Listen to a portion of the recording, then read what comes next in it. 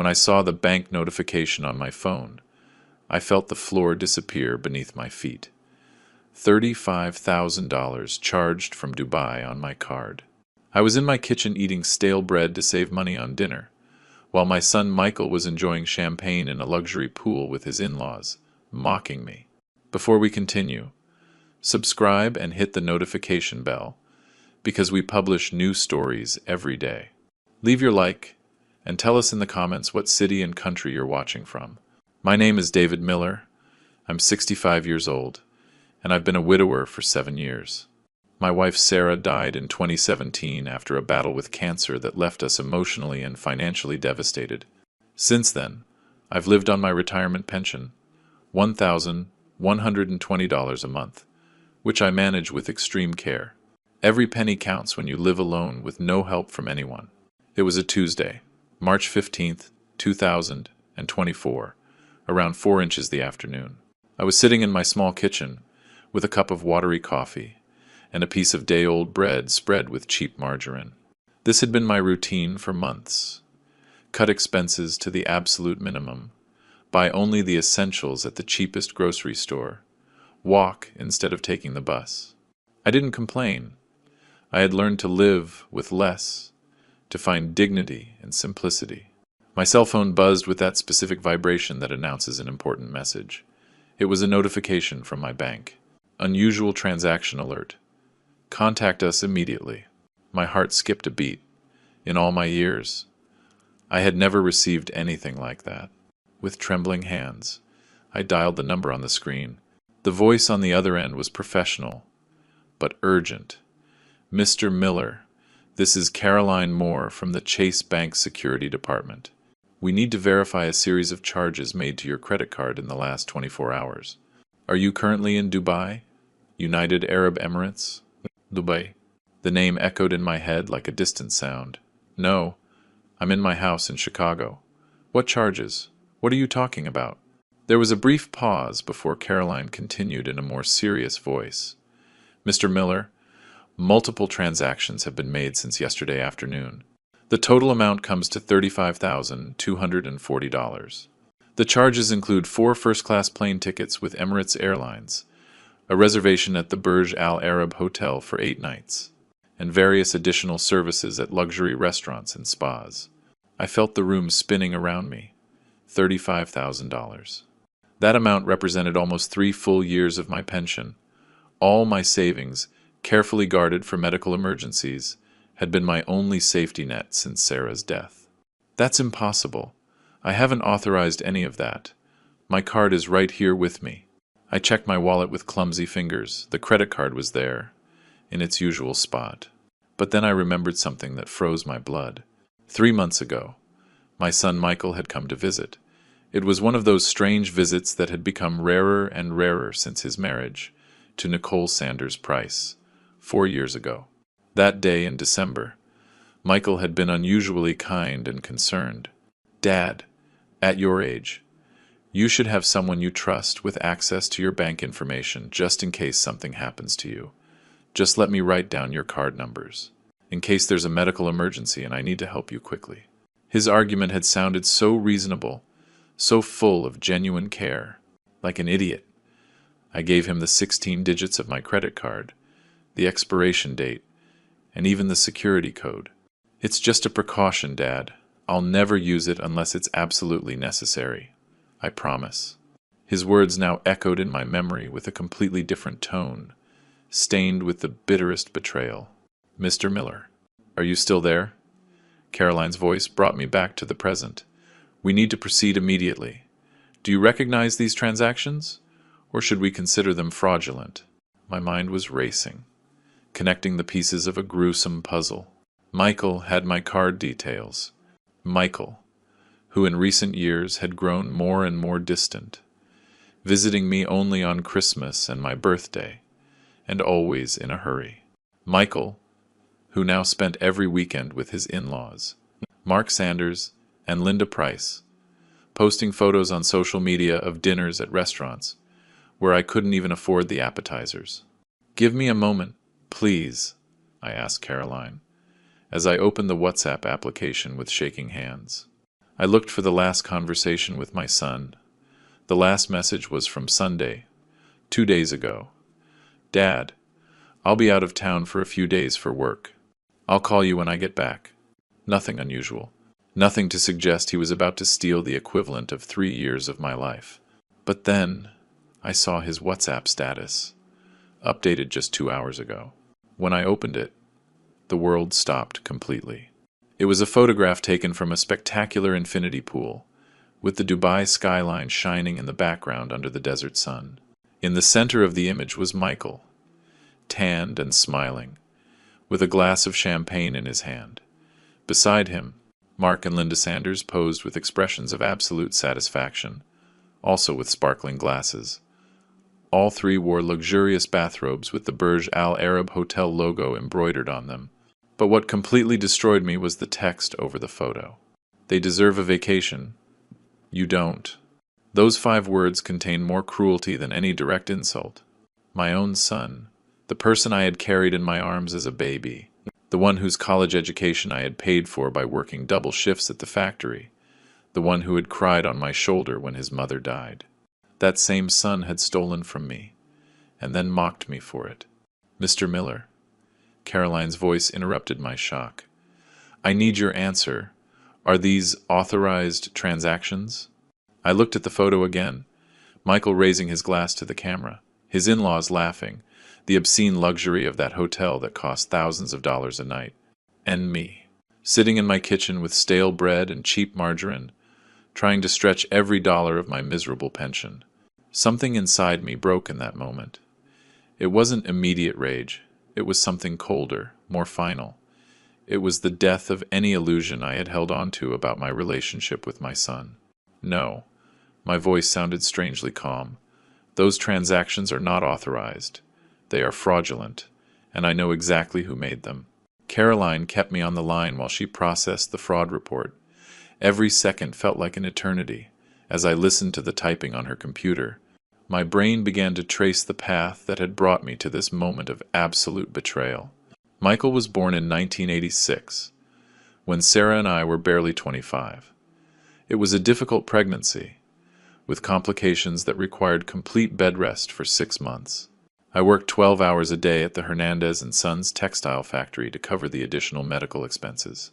I remember perfectly how I came home exhausted every night, but I always found the energy to massage Sarah's swollen feet and talk to her belly about the dreams we had for our son. When Michael finally arrived on August 27th, weighing just 5.5 pounds, he spent 3 weeks in an incubator. The hospital bills piled up, but I never hesitated to pay every cent. He was my son. I would make any sacrifice necessary. During his childhood, Michael was a bright and loving boy. He got excellent grades without apparent effort. Teachers always commented on his natural intelligence and his ability to solve complex problems. Sarah and I were proud. We dreamed he would go to college, something neither of us had been able to do. But college was expensive. Incredibly expensive. When Michael was accepted into the University of Chicago to study business administration in 2004, the annual cost was $6,000 for tuition, books, and transportation. My salary at the factory was barely enough to keep the household running, so I did what any father would do. I got a second job for 4 years. I worked at the factory from 6 inches the morning until 2 inches the afternoon, and then as a night security guard at a shopping mall from 8 at night until midnight. I slept in fragments. I ate poorly. I aged 10 years and 4. But Michael graduated with honors in 2008. The day of his graduation, when I saw him in his cap and gown, I felt that every lost hour of sleep had been worth it. Sarah prepared a special dinner that night with her secret savings. Roast chicken, potatoes, her famous custard. Michael hugged us both, crying with happiness, promising that he would repay us for every sacrifice, that he would take care of us when we were older. You are the best parents in the world. I will never forget what you've done for me. Promises are easy when you're young, and the future shines with infinite possibilities. Michael got a job at a business consulting firm 3 months after graduating. His starting salary was $1,800 a month, a fortune compared to what I earned after 30 years at the factory. I was so proud of him. He started visiting us every Sunday for lunch, always bringing a small gift: wine, sweets, flowers for his mother. Everything changed when he met Nicole in 2019 during a business conference in Seattle. She worked in marketing for a major firm. She came from a wealthy family from the Gold Coast in Chicago. Her parents, Mark and Linda, owned 3 luxury car dealerships. They lived in a 2,000 square foot apartment worth over $1 million. The first time Michael told us about Nicole, I noticed a change in his tone. It wasn't my son talking about a girl he liked anymore. It was someone impressed, almost intimidated by the world she belonged to. Her family has important connections, Dad. Nicole's father knows half of Chicago. This could be very good for my career. When we finally met the Sanders family at a formal dinner at their house a month later, I understood that we had lost our son. The house was a museum of wealth, original paintings on the walls, furniture that cost more than our entire apartment, a wine cellar that Mark bragged was worth over $50,000. During that dinner, Linda asked me what I did for a living. When I explained that I worked in a textile factory, her expression changed subtly. She didn't say anything rude, but the way she exchanged glances with her husband said it all. Their daughter was dating someone from a lower class. Michael married Nicole in July 2020. The wedding was at the Drake Hotel, paid for entirely by the Sanders. When Mark announced during the toast that they had spent $80,000 on the celebration, I felt a mix of awe and sadness. We had offered to contribute $5,000 from our savings. But Mark refused the offer with a condescending smile. Don't worry about it. This is the least we can do for our princess. After the marriage, Michael's visits became sporadic. First, he stopped coming every Sunday, then every 2 weeks, then only on special occasions. He always had excuses: work meetings, social commitments with the Sanders, weekend trips. Sarah noticed, but she didn't say anything. I saw her cry silently several times when another Sunday passed without our son showing up. Give him time, David. He's building his life, in his marriage. It's normal for him to see us less. But I knew it was something more. It wasn't just time or physical distance. It was an emotional distance, a silent rewriting of who was important in his life.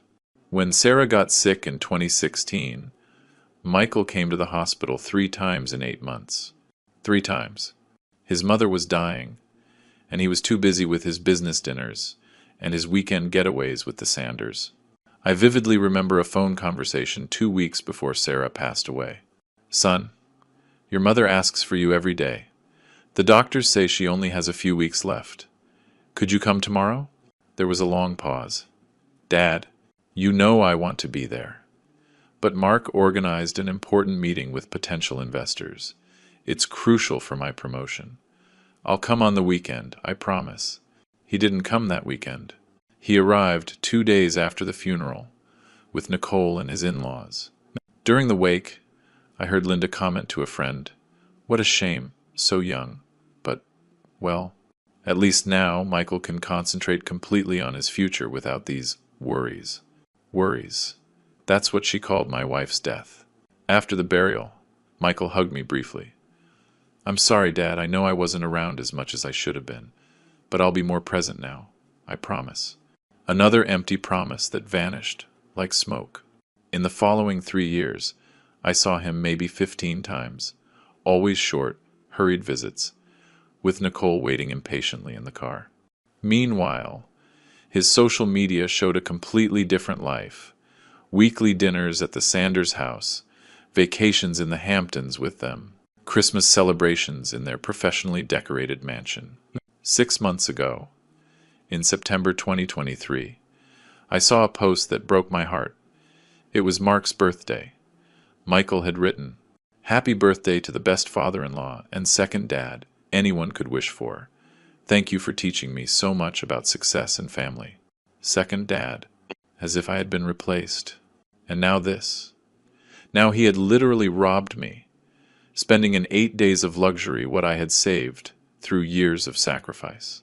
Spending it on the very people who had pulled him away from me, the people who had turned him into someone capable of writing. They deserve a vacation. You don't, over the picture of his betrayal. Mr. Miller, Caroline spoke again. "I have temporarily blocked your card and initiated a fraud investigation. Do you wish to file a formal complaint against the person responsible?" I looked at the photograph on my phone again. My son toasting with champagne while I chewed stale bread. "Yes." My voice was pure ice. "I want to file a formal complaint, and I want every dollar back." After hanging up with Caroline, I sat in the kitchen for almost an hour, staring at that photograph on my phone. Every detail burned me. The arrogant smiles, the blatant luxury, the explicit mockery. But I needed to understand exactly what my son had done with my money before deciding my next steps. I opened my banking app with trembling fingers. The transaction page took a few seconds to load, and when it did, I felt like I'd been punched in the stomach. There it was, line after line of transactions, documenting the betrayal with brutal precision. 4 first-class tickets from Chicago to Dubai. He hadn't even had the decency to fly economy. No, my money had to fund seats that turned into fully flat beds, unlimited Moet and Chandon champagne, and menus designed by Michelin-starred chefs. March 15th, 1:17 p.m. Burj Al Arab Hotel. Pimtheg, dim dollars. Full reservation for 8 nights. I quickly looked up that hotel on my old computer.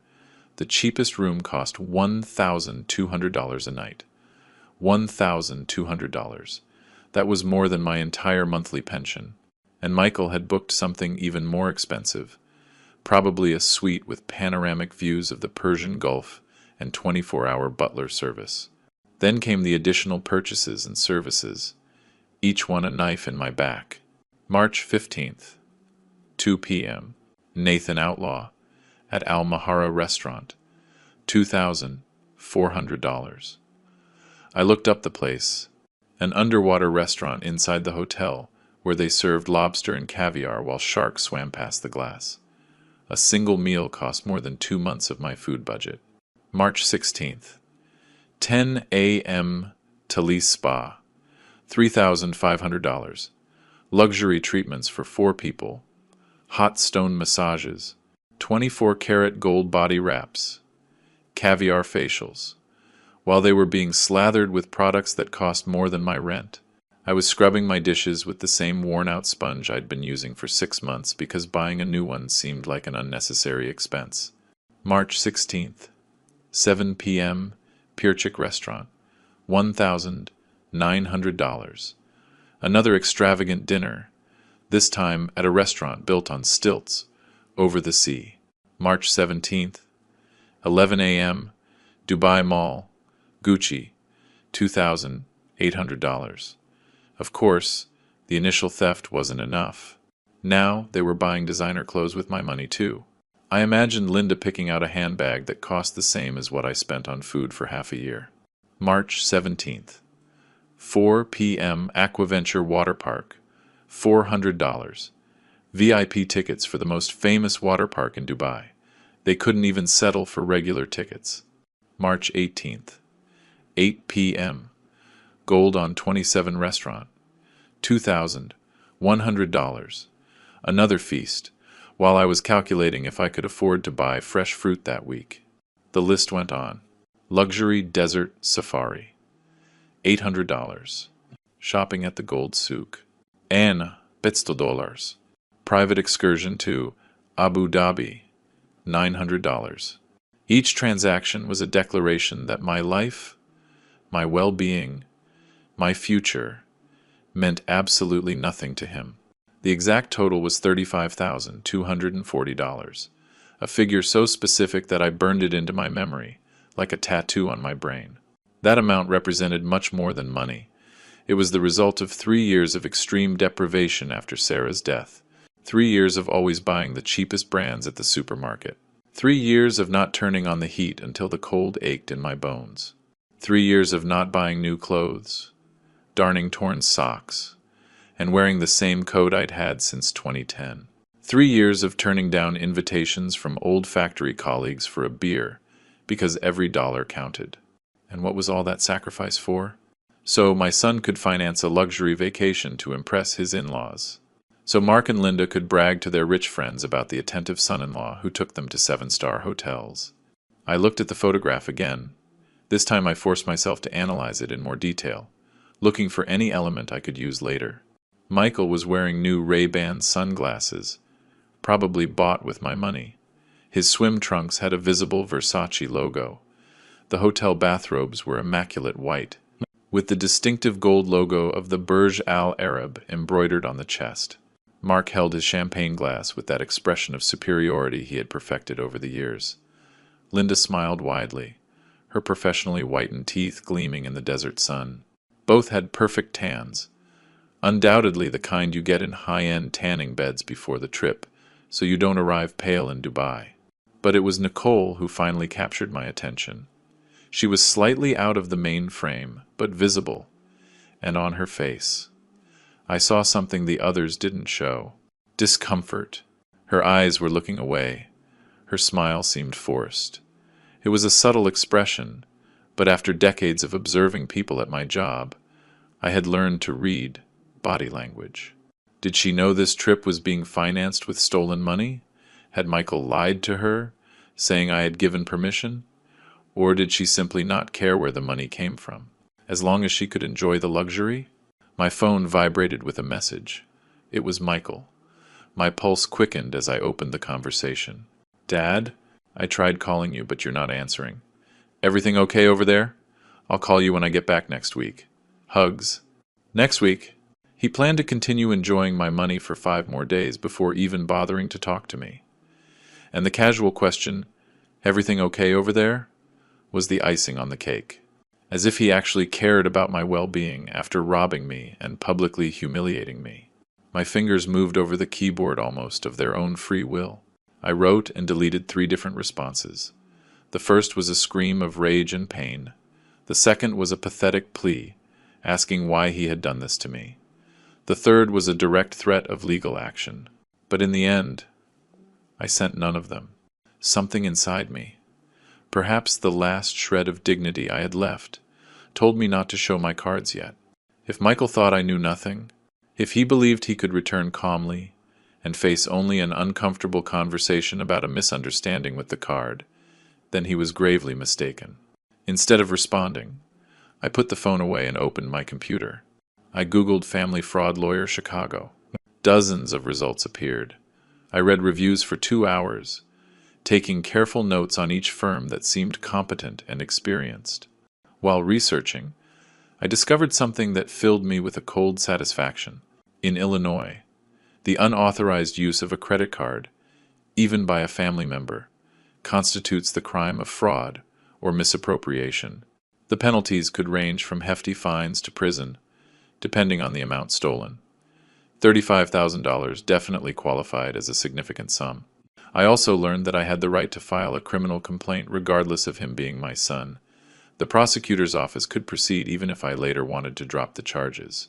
This information gave me a sense of power I hadn't felt since I saw that first bank notification. I found the name of a lawyer who seemed perfect. Robert Evans Moore, specialized in criminal and civil law with over 20 years of experience. His website showed successful cases of family fraud, asset recovery, and out-of-court settlements. Reviews from previous clients were excellent, describing him as meticulous, strategic, and compassionate with victims. I called his office immediately. A friendly receptionist informed me that Robert could see me the next day, Wednesday, March 19th, at 10 inches the morning. I accepted without hesitation. I barely slept that night. Every time I closed my eyes, I saw that photograph. Every time I started to drift off, I heard the words, "They deserve a vacation." You don't. But something had fundamentally changed in me. It wasn't just pain or betrayal I felt anymore. It was determination. My son had made a terrible mistake in underestimating me. He had assumed that his father, old and poor, would simply accept this humiliation, too weak or too scared to act. He was about to find out just how wrong he was. On Wednesday, March 19th, I woke up at 6 inches the morning, although I had really been awake since 4. Anxiety had kept me in a restless half-sleep all night. I showered with lukewarm water to save on the gas bill. I shaved carefully in front of the fogged bathroom mirror and put on my only decent suit, a navy blue suit I had bought in 2012 for Michael's wedding. The suit was slightly loose on me now. I had lost weight in recent years without really noticing. The combination of eating less to save money and the constant stress of living on a minimal pension had thinned my body until I was almost gaunt. Sarah would have worried seeing me like this. I left the house at 9. Even though Robert Evans's office was only a 20-minute walk away, I needed time to organize my thoughts, to make sure I didn't forget any important details. I carried a folder where I had printed all the bank statements, screenshots of the conversation with Michael, and the Dubai photograph. I had also handwritten a detailed timeline of events. The office was located on Michigan Avenue, in an elegant but not flashy building. I took the elevator to the 3rd floor, where a gold plaque announced Evans & Associates, attorneys at law. The reception was sober, cream-colored walls, dark wood furniture, framed diplomas attesting to the firm's experience. The receptionist, a woman in her 40s named Patricia, according to her name tag, greeted me with a professional smile. "Good morning, Mr. Miller. Mr. Evans is waiting for you. Please, follow me." Robert Evans was a man of about 55, perfectly combed gray hair, thin-rimmed glasses, and a suit that probably cost more than all my furniture combined. But when he shook my hand, his grip was firm and warm. His brown eyes showed genuine empathy. "Mr. Miller, please sit down. Patricia briefly mentioned your situation on the phone. Credit card fraud committed by a close relative. I'm very sorry you're going through this." His voice was steady, reassuring. "Tell me in detail what happened." For the next hour, I told him the whole story. I omitted nothing. I told him about how I had raised Michael, the financial sacrifices to pay for his education, the growing distance after his marriage to Nicole, how I had trusted him with my card details, believing his word. I showed him every document, every screenshot, every detailed transaction. Robert took meticulous notes on his laptop, occasionally asking specific questions. "Did you give him the card details in writing or verbally? Is there any record of the conversation where he promised to use it only for emergencies? Has Michael tried to contact you from Dubai?" When I got to the part about the photograph with the message, "They deserve a vacation, and you don't," Robert stopped typing and looked at me directly. "Mr. Miller, that constitutes not only an implicit admission of unauthorized use, but also evidence of malicious intent. It is a very valuable element for the case," he continued, explaining the legal situation clearly. "We are looking at a crime of aggravated fraud through breach of trust. The Illinois statutes establish prison sentences of 1 to 6 years for this type of case. Since the amount exceeds, it's $35,000, but it's still a significant amount. The aggravating circumstances include the relationship and the deliberate abuse of trust." I leaned back in the chair, processing the information. Prison. My son could go to prison for what he had done to me. A part of me felt a dark satisfaction at that possibility. Another part, the one that still remembered the boy he had been, shrank painfully. Robert sensed my internal conflict. "Mr. Miller, I understand this is extremely difficult. He is your son, but I need you to understand something fundamental. What Michael has done is not just a mistake or a bad decision. It is a serious crime. And the message he sent shows that not only does he feel no remorse, but he also feels justified in publicly humiliating you." He was right, completely. "What are my options?" I asked in a hoarse voice. Robert adjusted his glasses. "We have 2 main paths. The first is the criminal route. We file a complaint with the Chicago Police Department. The case goes to the district attorney, and they decide whether or not to prosecute, if the case proceeds. Your son would face a criminal trial with possible prison time, in addition to the obligation to return the money. This process can take between 1 and 2 years. He paused before continuing. The second option is faster, but it requires your son to cooperate. A civil lawsuit combined with a formal demand letter, demanding the immediate return of the money. If he agrees, we can establish a payment agreement with legal guarantees, if he refuses or fails to comply. Then we proceed with the criminal route, already having all the documentation prepared. "Which do you recommend?" I asked. Robert leaned forward, his fingers interlaced on the desk. "Frankly, Mr. Miller, I recommend starting with the demand letter, for two reasons.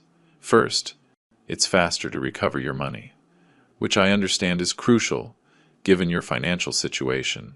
Second, it gives your son a chance to make it right before facing criminal consequences. If he refuses or ignores the notice, then we will have additional evidence of his contempt for your rights, which will greatly strengthen the criminal case." The logic was flawless. "How much would your services cost?" I dreaded the answer. Competent lawyers weren't cheap, and I barely had enough money to survive the month. My usual retainer would be $3,000 up front, plus a percentage of the amount recovered. He saw my expression and raised a hand. "However, in cases like yours, where there is clear family abuse and financial limitations, I work with a different system. I will charge you an initial $1,000, which you can pay in 3 monthly installments, and 10% of the total amount recovered. If we recover nothing, which is highly unlikely given the evidence, you would only pay the $1,000. It was more than I could easily afford, but it was fair and necessary. I accept your terms." Robert smiled for the first time since I had entered his office. "Excellent. We will start immediately. I am going to draft a very specific demand letter. In it, we will detail every transaction, cite the relevant legal statutes, and give your son a deadline of 5 business days to respond with a concrete proposal for repayment. If he does not respond, or his response is unsatisfactory, we will simultaneously file the civil suit and the criminal complaint." We spent another half-hour reviewing specific details. Robert had me sign a legal services contract and a power of attorney, allowing him to act on my behalf with banking and judicial institutions. He also advised me on additional steps. "Mr. Miller, I need you to do something important. Request a permanent block on that card from the bank and ask them to issue a new one with completely different numbers. Also, change all your banking passwords and set up 2-factor authentication. We cannot allow your son to have access to any other account or financial resource." "I already requested the block the same day I discovered the transactions," I informed him. "Perfect. That shows diligence on your part, which helps the case. Now, a delicate but necessary question. Is there any will or document where your son is listed as a beneficiary or heir?" The question took me by surprise. "Yes, I have a simple will made 10 years ago where Michael inherits everything. This apartment, my savings account, my life insurance." Robert nodded gravely. "I strongly recommend that you modify that will. I'm not saying disinherit him completely if you don't wish to, but at least establish conditions or name alternative beneficiaries.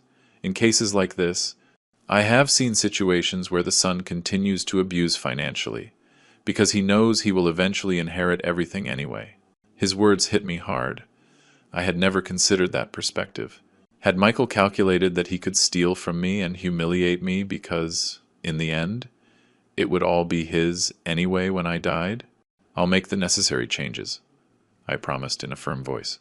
I left Robert's office at 11:30 the morning, feeling strangely energized.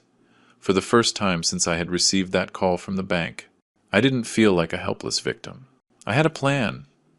I had a professional ally. I had irrefutable evidence. I walked to the nearest bank and did exactly what Robert had suggested. I requested a new card with completely different numbers. I set up all the additional security measures available. I changed my passwords using combinations Michael could never guess. That night, sitting in my kitchen with a bowl of cheap but comforting lentils, I mentally reviewed everything I had accomplished in a single day. The demand letter would reach Michael in the next few days, and then the battle would truly begin. My phone vibrated. Another message from Michael. "Dad, is everything still okay? You haven't answered me. We're flying back on Sunday. We'll talk then." This time, I did respond, but only 2 words. "We'll talk then." He had no idea of the storm that was coming for him. Sunday, March 22nd. dawned gray and cold, typical of a Chicago winter that refused to end. I got up early, as always, made my watery coffee, and sat by the window of my small living room. According to the itinerary I had deduced from the bank transactions, Michael and the Sanders were scheduled to land at O'Hare Airport around 3 inches the afternoon. Robert had sent me a message the night before, confirming that the demand letter was ready and would be delivered by certified mail on Monday morning, directly to Michael's home. But I knew the real moment of truth would come much sooner than that. What Michael completely ignored was that his credit card would be declined at the hotel during the checkout process.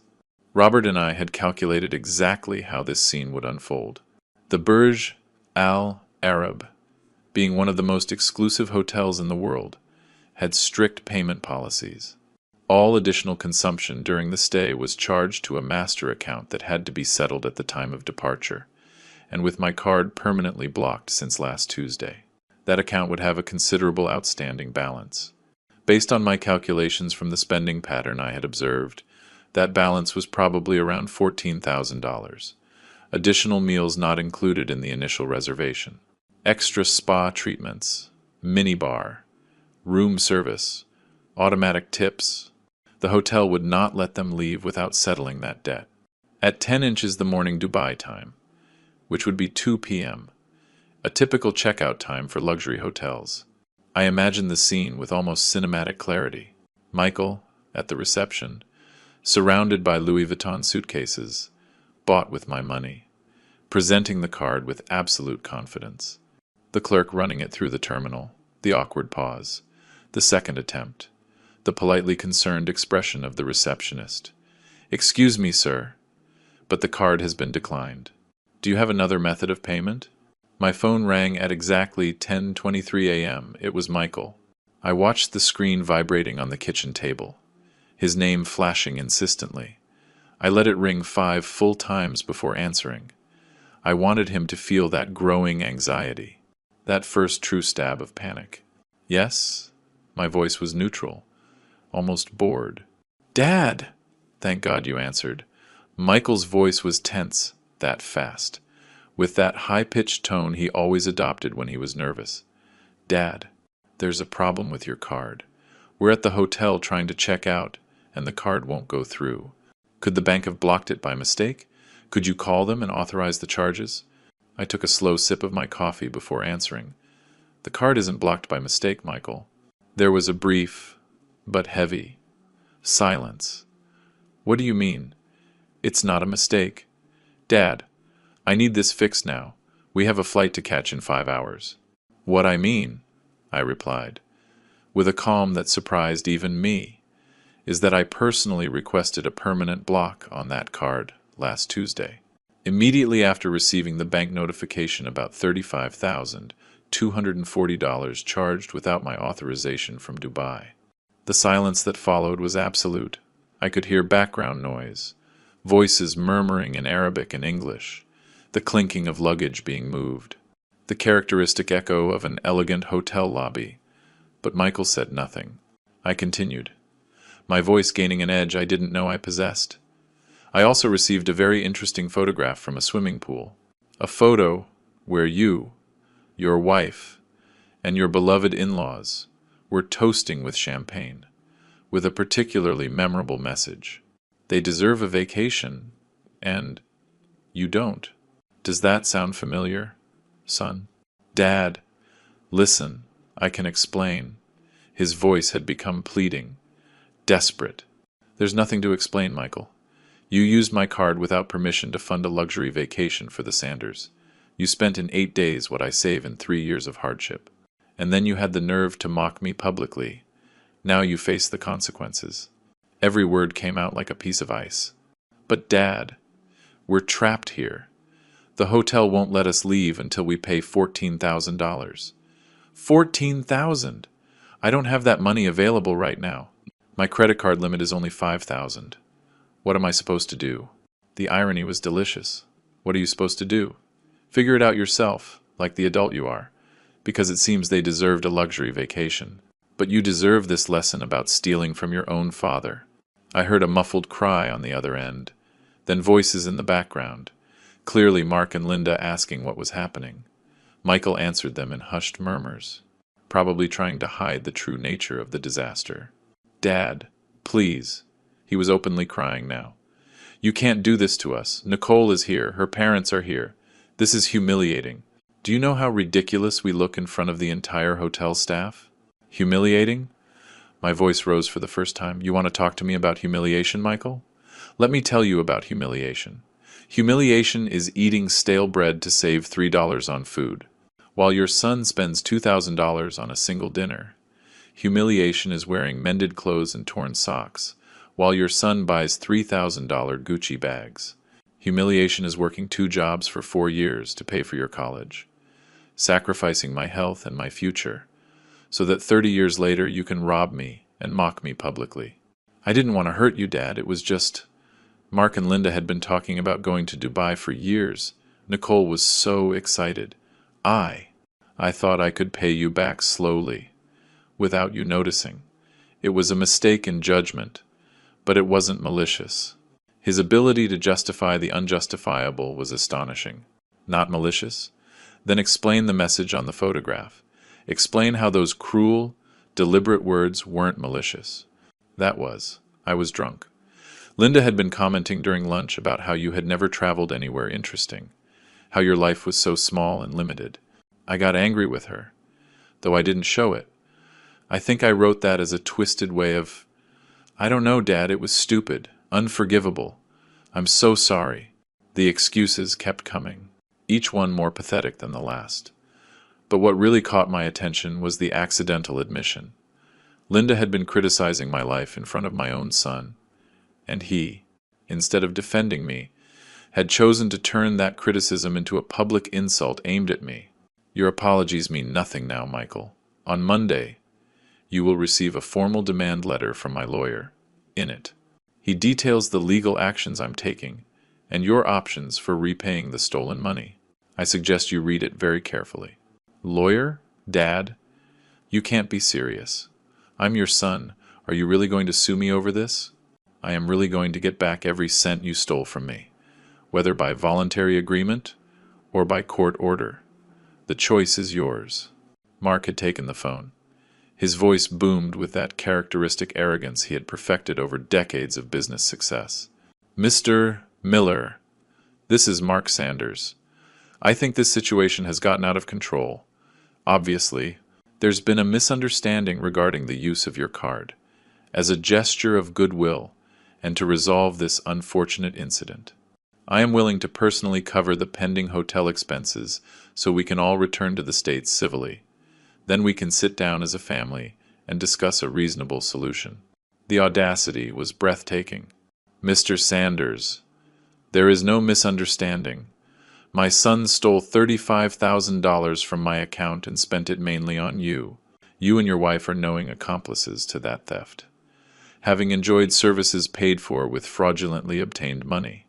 If you want to pay the hotel debt, go ahead. That doesn't change the fact that I demand the full $35,000 back, plus legal interest." "You are being completely irrational." Mark's tone had turned cold, threatening. "My son-in-law made a minor error in judgment, but taking him to court, turning this into a legal scandal, will only hurt your own son and his professional future. Do you really want to destroy his career and his marriage over this?" "Mr. Sanders," I replied, with a firmness born from years of contained rage, "my son destroyed our relationship when he decided to rob and humiliate me. The consequences of that decision are entirely his. If his career and marriage suffer, it will be the direct result of his own criminal actions." I hung up the phone without waiting for a reply. My hands were trembling slightly, but not from fear or doubt. It was pure adrenaline. For the first time in years, I had defended myself completely. I had set clear boundaries. I had shown I had a spine. The phone started ringing immediately. "Michael." Again, I ignored it. He called 6 more times in the next 15 minutes. Then the messages came. Desperate pleas, promises of immediate repayment, assurances that it would never happen again. I read each one with clinical detachment, answering none. At 1 in the afternoon, I received a call from an unknown number with an area code from the Emirates. I hesitated a moment before answering. Mr. David Miller? A female voice with a British accent. I'm calling from the account management department at the Burj Al Arab. My name is Layla Hassan. We have 4 American guests who have indicated you might help resolve a situation with their pending bill. Miss Hassan, I replied courteously. Those guests used my payment information without authorization. I have permanently blocked that card and have no intention of covering any charges related to their stay. I understand, sir. I just wanted to confirm the situation. The guests will remain on our premises until the outstanding balance of $14,300 is resolved. We have contacted the U.S. Embassy to inform them of the situation, as per protocol. Thank you for informing me. The responsibility is entirely theirs. After hanging up, I made myself a simple lunch, canned soup and an apple. As I ate, I reflected on what I had just done.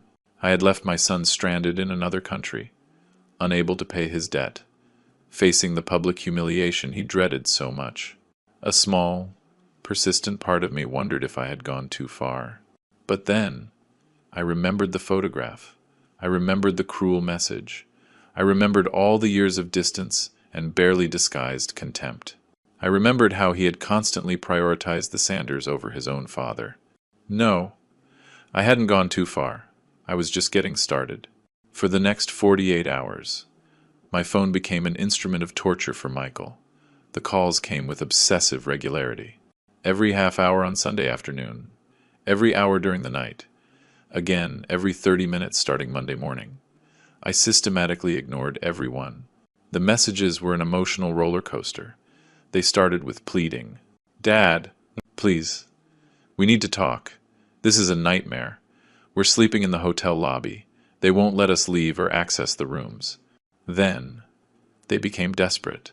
They've called the Dubai police. They can arrest us for fraudulent debt. Do you want your son to go to jail in a foreign country? Then they swung to anger.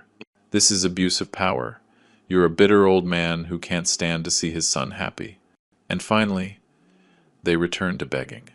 I will pay you back every last cent. I swear on Mom's memory, just help us get out of here. Reading that last message, where he dared to invoke Sarah's name, almost made me respond. But Robert had firmly advised me to maintain absolute silence until after the formal demand letter was delivered. Any premature communication can be interpreted as a willingness to negotiate informally, which weakens our legal position, he had explained. On Monday, March 23rd, at 9 inches the morning, Robert called me, confirming that the courier had attempted to deliver the notice to Michael's home. Naturally, no one answered, because they were all trapped in Dubai. The courier left an attempted delivery notice and would return the next day. Perfect, Robert commented with professional satisfaction. This officially documents our attempt at formal communication. When he finally receives it, he won't be able to claim he was blindsided. That afternoon, I received a call from Nicole. It was the first time she had spoken to me directly since everything exploded. Her voice sounded broken, exhausted. Mr. Miller, it's Nicole. I know you have every right to be furious with Michael, but please, I beg you to consider that I had nothing to do with this decision. Michael told me you had given permission to use the card. I never would have agreed to come if I had known the truth. Her tone sounded genuine, and for a moment I felt a pang of compassion. Did you really believe that I, with my miserable pension, would have happily given away $35,000 for a luxury vacation for your parents? There was a long pause. Michael told me he had received a special bonus at work. He said he wanted to use part of that money and borrow the rest from you. That you had agreed because you were happy to see him succeeding. I believed him. I'm an idiot. I know. And the message on the photograph? Was that also Michael's idea? Making it seem like I had authorized public ridicule? I didn't see that message until after Michael posted it. When I confronted him, he said it was an inside joke between you two. Something about your shared sense of humor. Mr. Miller, I'm starting to realize that my husband has lied to me about many things. The rage in her voice when she said my husband was palpable. Maybe Nicole really had been another victim of Michael's manipulations. Or maybe she was a consummate actress trying to save her husband's skin. I no longer knew what to believe about anyone connected to my son. Mrs. Miller. I used her married name deliberately. I appreciate you calling me, but my position has not changed. Your husband committed a serious crime. The consequences will follow their established legal course. My parents got an emergency loan to pay the hotel debt, she said quickly, as if that information could change anything. They're charging us 18% annual interest because it's an express loan with no collateral. We'll be in debt for years. Isn't that enough punishment? The punishment is not my responsibility to determine. The natural consequences of bad decisions are also not my problem to solve. Your husband chose this path. Now he must walk it to the end. I hung up, feeling a strange mix of satisfaction and sadness. Satisfaction, because I was holding my ground. Sadness, because all of this represented the final death of the father-son relationship we once had. On Tuesday the 24th, in the afternoon, Robert informed me that Michael had finally landed in Chicago. The Sanders had gotten the emergency loan, paid the hotel, and taken the first available flight. Now comes the interesting part, Robert commented with an almost cheerful tone. As soon as he gets home, he'll receive our notice, and he'll have to read it without the protective shield of geographic distance. The demand letter Robert had drafted was a masterpiece of legal precision and psychological pressure. It spanned 7 densely detailed pages. It began with a formal heading, formal demand for restitution for misappropriation and fraudulent use of a financial instrument. It then proceeded to list every specific transaction, with date, time, location, and exact amount. Every restaurant, every purchase, every service, all documented with bank reference numbers and authorization codes. It was impossible to deny or minimize the scale of the theft when it was presented with such clinical detail. The third section extensively cited the relevant articles of the Illinois statutes: aggravated fraud, aggravating circumstances for breach of family trust, misappropriation. Each citation included the corresponding penalties: prison sentences of 1 to 6 years, proportional fines, potential professional disqualification.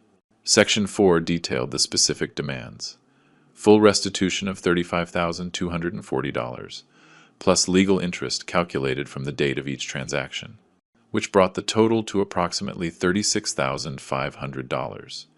It also included legal costs already incurred and projected. The fifth section was the one I enjoyed most when Robert read it to me. It established 2 clearly differentiated options. Option A: the defendant may propose a voluntary restitution plan within 5 business days of receiving this notice. This plan must include a specific payment schedule, real collateral, or bank guarantees, and a notarized commitment to comply. Acceptance of this option will prevent immediate criminal proceedings.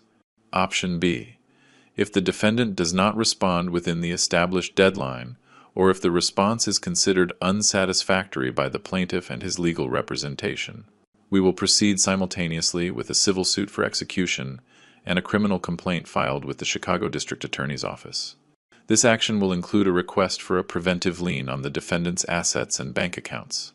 The final section was a psychological masterstroke. It included color reproductions of the pool photograph with its cruel message, screenshots of the conversations where Michael promised to use the card only for emergencies, and a detailed analysis of how the spending pattern demonstrated premeditation and deliberate planning of the fraud. On Wednesday, March 25th, at 11 inches the morning, my phone literally exploded with activity. Michael had received the notice. The calls came every 2 minutes. The messages were frantic, incoherent. 6 pages of legal documents. Are you serious? District attorney? A lien on my accounts? Dad, this is insane. I let him vent for 3 hours without responding. I wanted him to feel that absolute helplessness, that feeling of screaming into the void without receiving any answer, exactly as I had felt for years, when my emotional and financial needs were systematically ignored. At 2 in the afternoon, Robert received an email from the lawyer Michael had hastily hired. His name was Fernando Diaz, according to his signature.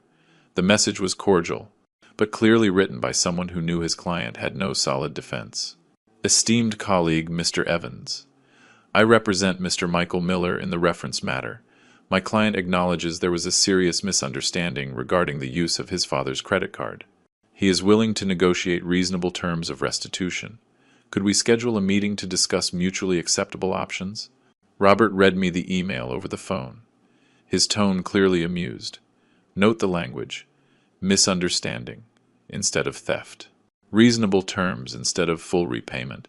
This lawyer knows he's playing a losing hand and is trying to minimize damages. What do we reply? I asked. Nothing. Yet, we'll keep them waiting until tomorrow. Let Michael spend another sleepless night wondering what we'll do. Anxiety is our ally right now. That night, for the first time in weeks, I slept soundly. I dreamed of Sarah.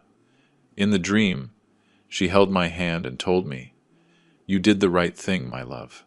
Sometimes true love means setting firm consequences. When I woke up Thursday morning, I felt absolute clarity.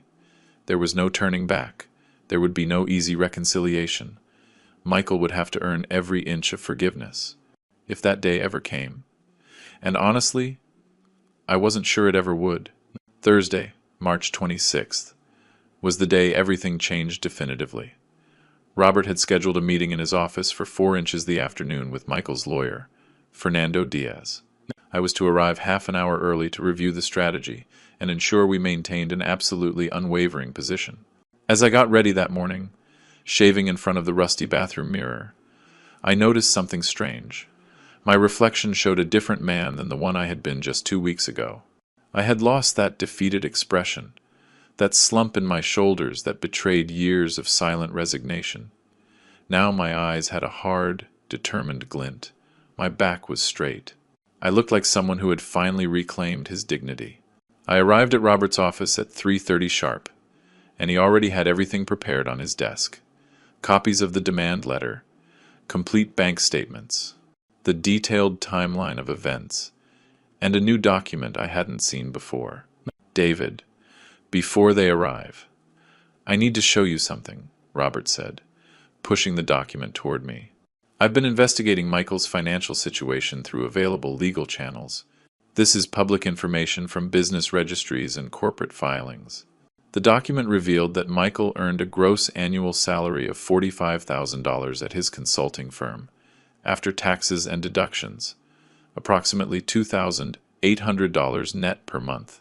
He had a mortgage on his condo, valued at $320,000, with monthly payments of $1,200. He also paid $450 a month for a financed Audi A4. According to these numbers, Robert explained, after covering basic expenses and fixed obligations, Michael has a disposable margin of about $600 a month, if we garnish that surplus. It would take almost 5 years to pay back the $36,500 with interest. 5 years. The figure resonated in my head. And what if he gets the money from another source? The Sanders, for example? Robert shook his head. I highly doubt it. A contact of mine in the business sector where the Sanders operate told me Mark and Linda are furious with Michael. The emergency loan they had to get in Dubai was humiliating for them. 18% annual interest on $14,000 means they'll pay about $18,000 total in 3 years. And all because their son-in-law turned out to be an incompetent thief. Those family relationships are completely fractured. I leaned back in the chair, processing this information. Michael had simultaneously destroyed his relationship with me, and with his revered in-laws. The irony was almost poetic. At 3:55, Patricia announced over the intercom that Fernando Diaz and his client had arrived. Robert looked me straight in the eye. Remember, maintain absolute calm, no matter what Michael says. Show no emotion. We are pure ice. They entered the conference room adjacent to the main office.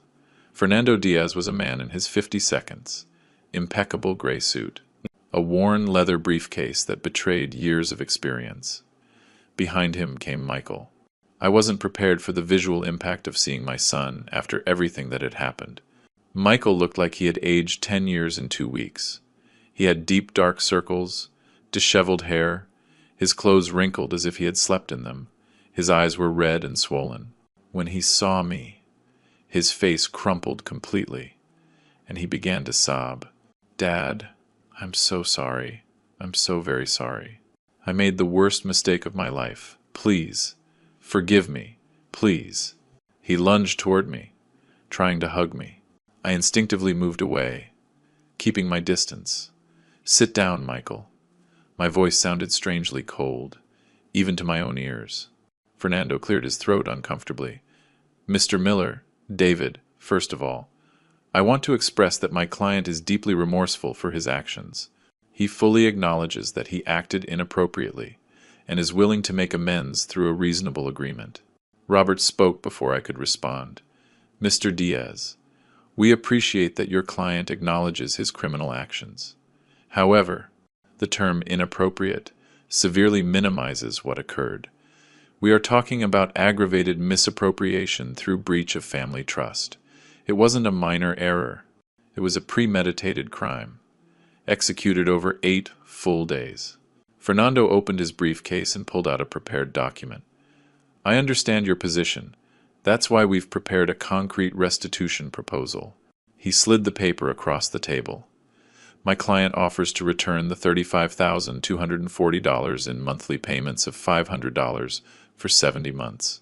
He also commits to issuing a written public apology and to not contact David during the payment period unless he authorizes it." 70 months, almost 6 years, and without including the legal interest or the legal costs already incurred. I looked at Robert, who gave an almost imperceptible shake of his head. "The proposal is insufficient," Robert declared firmly. "It doesn't include the legal interest, which already amounts to approximately $1,260.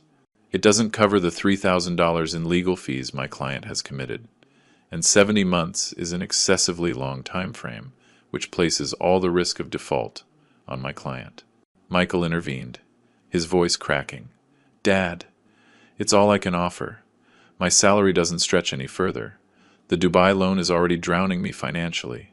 $500 a month is literally all my disposable income, after paying my mortgage, car, food, basic utilities."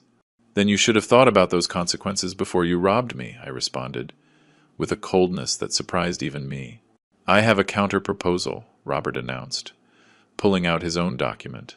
"Full restitution of $36,500 plus 3,000 inches legal costs, totaling $39,500. Monthly payments of $700 for exactly 60 months. If he is late on 2 consecutive payments, the entire remaining balance becomes due immediately, and we will proceed with legal seizure of assets. Additionally, David Miller will be formally removed as a beneficiary from any will, life insurance policy, or bank account where Mr. Michael Miller has designated him. And finally, an express waiver of any future inheritance from Mr. David Miller's estate." The silence that followed was so thick you could cut it with a knife. Michael stared at the document as if he were reading his own death sentence. Fernando frowned, doing quick mental calculations. $700 a month is impossible," Fernando protested. "According to the financial analysis we've done, my client does not have that amount available." "Then he can sell the Audi and buy a cheaper used car," I suggested, without emotion. "That would free up $450 a month. Let him cut back on restaurants, entertainment, travel. Let him live like I've lived for 3 years, with the bare minimum. I'm sure he'll find a way. Dad, that means I'll have no financial security for 5 full years, no savings, no margin for emergencies. Nothing." Michael's voice trembled. "Welcome to my world," I replied. "That's how I've lived since your mother died. No margin, no security, counting every cent. The difference is, I wasn't 38 with a stable job. I was 60 with a miserable pension." Fernando tried a different tactic. "David, I understand your pain and anger, but this counter-proposal essentially disinherits your only son completely. Do you really want to end your family relationship so absolutely?" Before I could answer, Robert intervened, his voice sharp. "Mr. Diaz! The family relationship was terminated by your client when he stole from his father and then publicly mocked him. Mr. Miller is simply formalizing legally what his son already destroyed emotionally." Michael broke down crying again, this time with deep sobs that shook his whole body. "Dad, I'm begging you, don't do this to me. I know I don't deserve your forgiveness, but please, give me some chance to earn back your trust someday. If I sign this, I'm admitting I'll never have a relationship with you again." Something inside me fractured seeing my son like this. I remembered the little boy who used to run into my arms when I came home from work, the teenager who asked me for advice about his first girlfriend, the young graduate who cried with happiness while hugging me. All those memories clashed violently with the current image.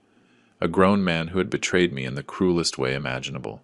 "Michael," I said finally, my voice softer, but no less firm, "if you truly want any future possibility, then accept the consequences of your actions now. Prove with actions, not words, that you understand the magnitude of what you did. Pay every dollar you stole. Live with the financial restrictions your crime generated. And maybe, just maybe, in 5 years, when you have completely fulfilled your obligation, we can have a conversation about rebuilding something." "But the disinheritance?" he asked, his voice barely audible. "It's permanent," I confirmed, "because I need to protect myself from future manipulations. I need to know that you won't ever see me as a financial resource to be exploited again." Fernando and Michael exchanged long glances. I could see the silent debate unfolding between them. Finally, Fernando spoke. "We need 24 hours to consider this proposal and consult with the family." "You have until tomorrow at 4 p.m., Robert established. "If we don't receive an affirmative answer by then, we will file the civil suit and criminal complaint on Monday morning." As they left the office, Michael turned back one last time. His expression was one of absolute devastation for a second. I felt the urge to call him back, to hug him, to tell him everything would be okay. But that impulse died when I remembered the photograph in the pool and the cruel words that accompanied it. Some fractures cannot be repaired. They can only be documented, and you learn to live with the consequences. The 24-hour deadline dragged on with agonizing slowness. That night, I barely touched the dinner I had prepared. White rice with a fried egg. My stomach was in knots. Part of me hoped Michael would accept the terms. Another part, darker and more vengeful, almost wished he would refuse so I could proceed with the full criminal case. At 11 p.m., I received a message from an unknown number. It was Linda, Nicole's mother. "Mr. Miller, this is Linda Price. We need to talk urgently about this situation. What you are doing is going to destroy not only Michael, but my daughter too. She is innocent in all of this. Can we meet tomorrow morning?" The audacity of that woman was stunning. For years, she had treated me with barely disguised disdain, as if I were an illiterate peasant who had gotten lucky enough to father someone smart enough to climb the social ladder. And now she was asking me for a meeting, as if we had some kind of cordial relationship. I replied briefly, "I have nothing to discuss with you, Mrs. Price. This matter will be resolved through appropriate legal channels." The response came immediately. "Be reasonable. Michael made a terrible mistake, but you are being excessively cruel. You will ruin his professional future, his marriage, his entire life. What kind of father does that?" Those words ignited something in me. I wrote a long response, deleted it 3 times, before finally sending a more controlled version. "Mrs. Price, for 4 years, you systematically pulled my son away from me. You turned him into someone who prioritizes luxury and appearances over the basic values of honesty and family respect. You enjoyed a vacation paid for with money stolen from an old man who eats stale bread to survive. Do not talk to me about being cruel when you were active accomplices in humiliating me. This matter is closed." I blocked the number without waiting for a reply. Friday, March 27th, dawned gray and rainy. I got up at 6, unable to pretend I could sleep any longer. I made coffee and sat by the window, watching the drops hit the glass. My mind kept replaying scenes from Michael's life. His first day of school, his college graduation, his wedding, all those moments I had believed were building blocks of a solid father-son relationship. Now I saw them as mirages, illusions I had maintained because I needed to believe my sacrifice had been worth it. At 10 in the morning, Robert called. "David, I just received an email from Fernando Diaz. Michael accepts all proposed terms. He wants to sign the agreement today." I felt a strange mixture of relief and emptiness. Relief, because I would gradually get my money back. Emptiness, because this confirmed the official death of the relationship with my only son. "When can we proceed?" "I've scheduled the signing for 3 p.m. at a notary's office. I need you to come with your ID and your bank account information, where Michael will deposit the monthly payments. We will also bring certified copies of your current will to the notary to proceed with the formal modifications." The rest of the morning, I spent organizing the necessary documents. I found my original will, stored in a manila envelope in the bottom drawer of my dresser. I opened it and read the words written in 2014. "I bequeath all my material assets, properties, and investments to my only son, Michael Miller, trusting that he will honor his mother's memory and take care of our family legacy with responsibility and love." How naive I had been, how blind. The notary's office was located in the Lincoln Park neighborhood, an old building with worn marble stairs and solid wood doors. I arrived 15 minutes early. Robert was already there, reviewing documents with the notary, an older man named Mr. Arthur C. Riley, who inspired absolute professional seriousness. Michael and Fernando arrived at exactly 3. This time, Michael was also accompanied by Nicole. She looked gaunt, her eyes swollen from crying. When she saw me, she tried a weak smile, but only managed to make her lips tremble. Mr. Riley seated us around a large mahogany table. He began by explaining the procedure. "We are going to formalize 2 separate but related legal documents. First, an economic restitution agreement with judicial guarantees. Second, a testamentary modification with specific exclusion of an heir." He proceeded to read the restitution agreement aloud. Every clause was like a nail being hammered into a coffin. The debtor, Michael Miller, agrees to restore the total sum of $39,500 through 60 consecutive monthly payments of $700 each, deposited before the 5th day of each month, into the bank account of the creditor, David Miller. He continued detailing the penalties for default. In case of a default exceeding 30 days on a payment, a default interest of 25% annually will be applied to the pending balance.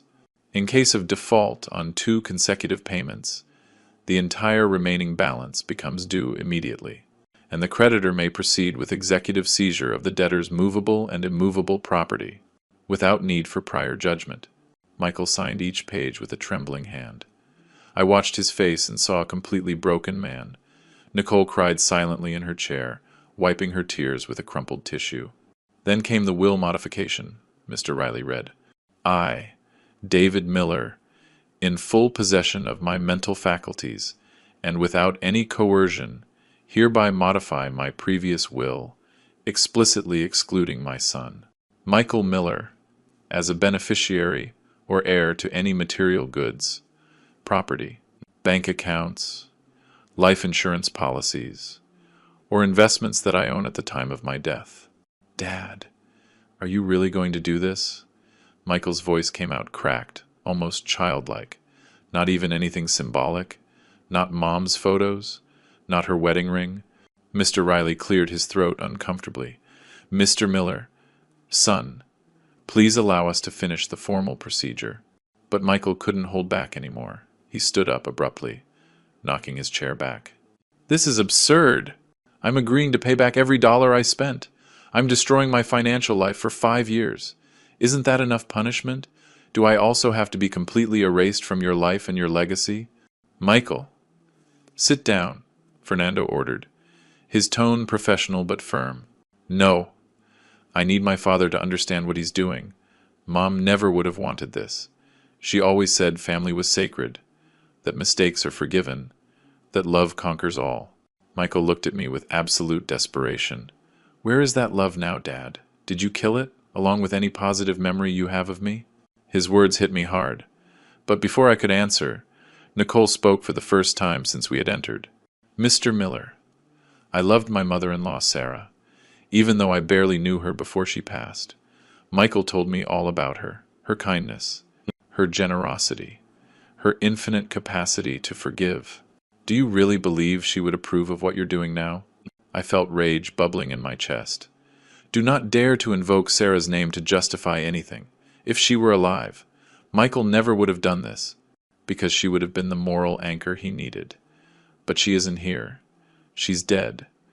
And when she died, Michael barely came to say goodbye, because he was too busy impressing the Sanders. So don't talk to me about what Sarah would want. The silence that followed was crushing. Mr. Riley finally spoke, his voice soft. Gentlemen, I understand there are very strong emotions here, but I need you to calm down so we can complete this legal process properly. Michael slowly sat back down. Tears streamed freely down his face, but he made no sound. He seemed to have completely given up. Mr. Riley continued. Regarding personal possessions with sentimental value, like photographs or family jewelry, does Mr. David Miller wish to make any specification? I looked at Michael. I thought about Sarah's wedding ring, the photo albums of our life together, the love letters she had written me when we were dating. All those things had no monetary value, but they were emotionally priceless. Sarah's photographs and personal items will be donated to the Chicago History Museum after my death, I declared. I prefer they be preserved by an institution that values them historically, rather than being handed over to someone who showed so little respect for her memory. Michael made a strangled sound, something between a sob and a groan. Nicole hugged him as he collapsed against her shoulder. I signed the testamentary document with a steady hand. Mr. Riley applied the official notary seals, making everything legally binding and irreversible without a new, full notary process. The procedure is complete, Mr. Riley announced. Both parties will receive certified copies of these documents within 5 business days. We stood up to leave. At the door of the notary's office, Michael caught up to me and grabbed my arm. Dad, please, tell me there's some possibility that someday we can fix this. Tell me that if I comply with this agreement perfectly for 5 years, if I prove that I've changed, if I become the son I should have always been, tell me there will be a chance for us. I looked him directly in the eyes. I saw the child I had raised. I saw the man who had betrayed me. I saw the unbridgeable chasm between who he was and who he became. Michael, I said finally, the only thing I can tell you is this. Fulfill your obligation, pay every dollar you owe, live with the consequences of your decisions. And after 5 years, if you still want to try to talk to me, send me a letter. I promised nothing more than to read it. I pulled my arm from his grip and walked out, without looking back. The first payments arrived on time. On April 5th, the first deposit of $700 appeared in my bank account. I checked it 3 times, almost unable to believe it was really happening. $700. It was more money than I had seen in a single deposit in years, excluding my monthly pension.